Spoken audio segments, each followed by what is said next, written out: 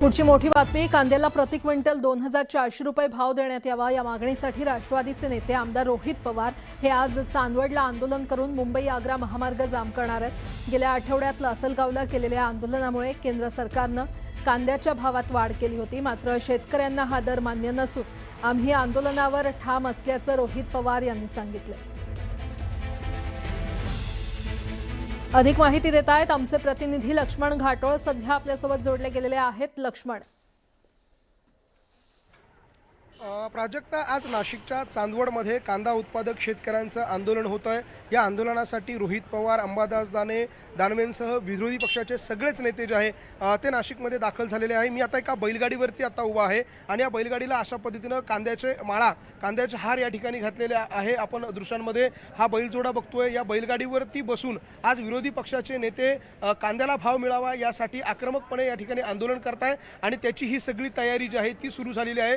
ही सगळी दृश्य आहे आंदोलनाच्या ठिकाणची। थोड्याच वेळात रोहित पवार, अंबादास दानवे आणि विरोधी पक्षांचे सगळेच नेते या आंदोलनामध्ये सहभागी होतील। आपल्यासोबत हे शेतकरी आहे। कांद्याचा माळा तुम्ही गळ्यात घातलाय, नेमकं का इतका आक्रमक पवित्र आपण घेतलाय? आंदोलनाची गरज नेमकं का पडली? आक्रमक पवित्राची गोष्ट विषय असा आहे, सरकारने जी चेष्टा लावली शेतकऱ्यांची, 2 रुपये किलो 3 रुपये किलो चेष्टा लावली, त्यांचा खर्च सुद्धा निघत नाहीये आणि सरकार फक्त आत्महत्या करावी शेतकऱ्यांनी याचीच वाट पाहते, असा आमचा रोज आरोप आहे। तुम्ही ट्रॅक्टर घेऊन आले, हा तुमचा ट्रॅक्टर आहे, काय नेमकी मागणी आहे? का तुम्ही इतक्या संख्येने सहभागी झाले? विषय असा आहे, शेतकऱ्याला जे बाजारभाव भेटत नाही त्याविषयी शेतकरी पूर्ण परेशान आहे। त्याच्यात डिझेल भेटत नाही, डिझेल इकडून तिकडून हे करताय, कधी बैलगाडी कधी काय, काही गोष्टी अशा आहेत का कांदा भाव तुम्ही तुमच्या मानाने भाव ठरवून राहिले।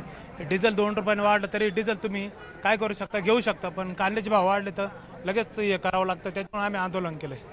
आपण बघतोय नाशिकमधले हे सगळे शेतकरी आहे। पुढच्या काही वेळामध्ये आंदोलनाला सुरुवात होईल, मात्र तत्पूर्वी अशा पद्धतीची तयारी आहे। कांद्याचा माळा अनेक शेतकऱ्यांनी गळ्यात घातलाय। या ठिकाणी अनेक बैलगाड्या या ठिकाणी सजवून आणण्यात आलेला आहे आणि पुढच्या काही वेळामध्ये आंदोलनाला प्रत्यक्षात सुरुवात होईल। काही वेळापूर्वी अर्थात सरकारने याबाबत निर्णय घेतला, कांद्याला थोडा बहुत प्रमाणामध्ये भाव वाढवून देण्याचा प्रयत्न केला, मात्र हा भाव देखील मान्य नाही। 24 रुपये भाव या कांदा उत्पादक शेतकऱ्यांना मिळावा, त्या 24 रुपयाच्या रकमेवरती आपण ठाम आहोत, अशा प्रकारची भूमिका रोहित पवार यांनी घेतली। कारण मुख्यमंत्री देवेंद्र फडणवीस यांनी निवडणुकीपूर्वी 24 रुपयांचं जे आश्वासन दिलेलं होतं ते सरकारने दिलेलं आश्वासन आता पूर्ण करावं।